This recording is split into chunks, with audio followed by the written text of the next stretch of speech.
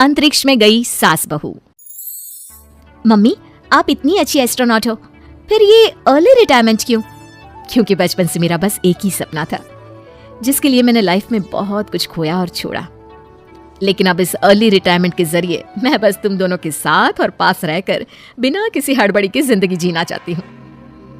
सास की बात सुनकर काजल मुस्कुराकर चली जाती है।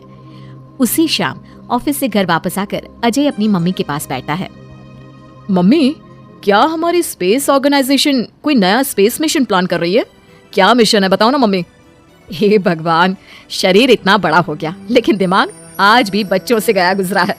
घर में आया नहीं कि सवाल शुरू। तो तुम जवाब दे दो ना। मैं क्या जवाब दूं? जैसे तुझे मेरे रिटायरमेंट के बारे में पता ही नहीं। इतने समय से तूने मुझे ऑफिस जाते हुए देखा क्या? फिर मुझे कैसे पता होगा? जा, तेरी पत्नी से पूछ, वो रोज ऑफिस जाती है। माँ की बात पर अजय आवाज लगाकर काजल को बुलाकर वही सवाल उससे भी पूछता है, पर काजल उसका कोई जवाब नहीं देती। और बोलो पत्नी से पूछने के लिए, मैडम जवाब ही नहीं दे रही। सवाल जायज हो तो जवाब मिलेगा ना, तुम्हें अच्छे से पता है।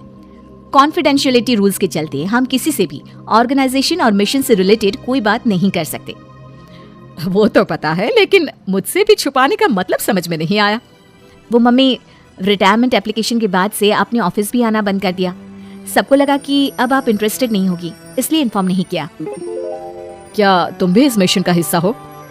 मैं ही इस मिशन की लीड साइंटिस्ट हूँ। ये हमारा अब तक का सबसे बड़ा और इम्पोर्टेंट मिशन है। अगर ये सक्सेसफुल हो गया तो दुनिया में हमारे नाम के साथ मेरा प्रमोशन भी पक्का है। काजल की बात सुनकर दोनों माँ बेटे हैरान रह जाते हैं, लेकिन फिर सब साथ मिलकर सेलिब्रेट करते हैं। अब दिन बीतने लगते हैं। काजल स्पेस मिशन के चलते पहले से ज्यादा बिजी हो जाती है और देर तक ऑफिस में समय बिताने लगती है। कुछ समय तक इसे चुपचाप देखने के बाद एक सुबह बहू को सामने देखकर आखिरकार सास उसे टोक ही देती है। आ रही हो या जा रही हो? भाई, हमें तो तुम्हारी शक्ल देखे लगता है सदियां बीत गई। मैडम कब आती है कब जाती है कुछ पता ही नहीं चलता। अरे ऐसा कौन सा मिशन है जिसने सुबह रात घर परिवार सब भुला दिया? मिशन तो मैंने भी बहुत देखे हैं और गई भी हूँ, पर ऐसा हाल कभी नहीं हुआ। मम्मी, मैं आपकी चिंता और गुस्सा समझ सकती हूँ, पर ये स्पेस मिशन आज तक के सभी मिशन से बहुत अलग है। अच्छा, जरा मैं भी तो सुनूं, ऐसा क्या है इसमें? आई एम सॉरी मम्मी, मैं नहीं बता सकती। भूलो मत, मैंने रिटायरमेंट अप्लाई किया है, लेकिन रिटायर होने में अभी 7 महीने बाकी है, जिसके हिसाब से मैं आज भी ऑर्गेनाइजेशन का हिस्सा हूँ। तो मुझे बताकर तुम कोई रूल नहीं तोड़ रही। मुझे सब याद है मम्मी, और मुझे ये भी पता है कि अगर आप साथ दें तो मिशन के लिए बहुत बड़ी मदद साबित होगी। पर सीनियर्स ने रूल बनाया है कि इस मिशन की इंफॉर्मेशन सिर्फ उन्हीं के पास होगी जो इसका पार्ट है, और मुझे तो उन्होंने खास अपने पास बुलाकर ये समझाया था। बहू की बात सुनकर सास सोच में पड़ जाती है और अगले दिन खुद भी ऑफिस पहुंच जाती है। ओहो, क्या बात है मैडम, रिटायरमेंट की एप्लीकेशन के बाद तो आपने दर्शन देने भी बंद कर दिए। अरे सर, अगर ईद का चांद रोज निकला करता तो क्या उसका स्वागत इतने जश्न से होता? इस पर सीनियर भी हंसने लगते हैं और दोनों कैबिन में जाकर बैठ जाते हैं, जहां सास बातों बातों में नए स्पेस मिशन के बारे में पूछती हैं। वो उन्हें मिशन के बारे में सब कुछ बताकर तुरंत एक इमरजेंसी मीटिंग बुला लेते हैं, जिसमें साइंटिस्ट की टीम और काजल के साथ एस्ट्रोनॉट्स की पूरी टीम भी होती है।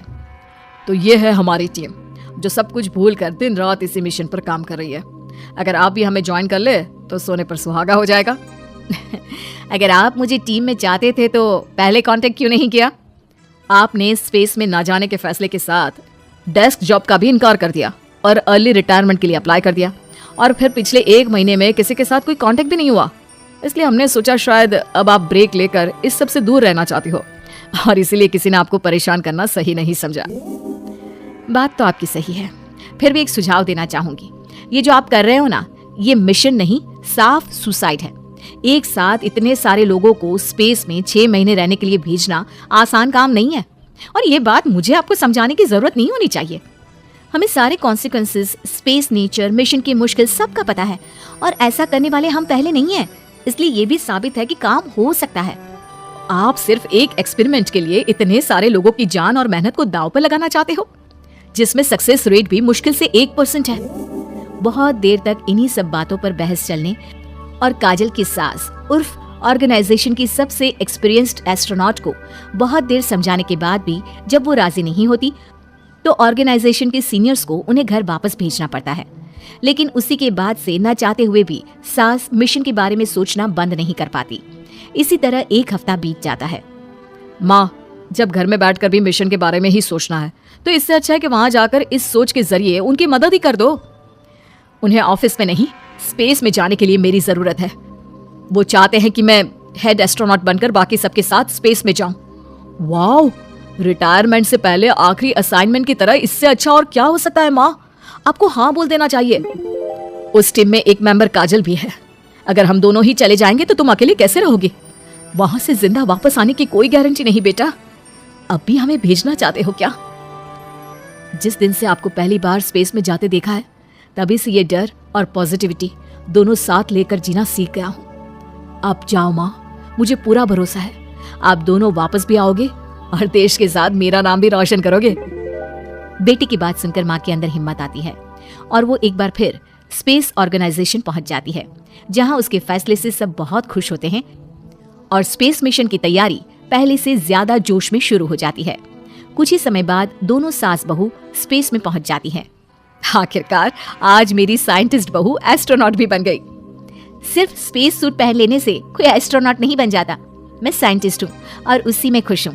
अगर मिशन की रिक्वायरमेंट नहीं होती तो शायद कभी यहाँ आती भी नहीं। इसी तरह दिन पर दिन स्पेस की अनेक मुश्किलें और दिक्कत सहते हुए देखते ही देखते 6 महीने बीत जाते हैं और नामुमकिन को मुमकिन करके दिखाते हुए सब सही सलामत अर्थ पर वापस आ जाते हैं, जिसके बाद से दुनिया भर में ये मिशन सास बहू की अंतरिक्ष यात्रा के नाम से मशहूर हो जाता है।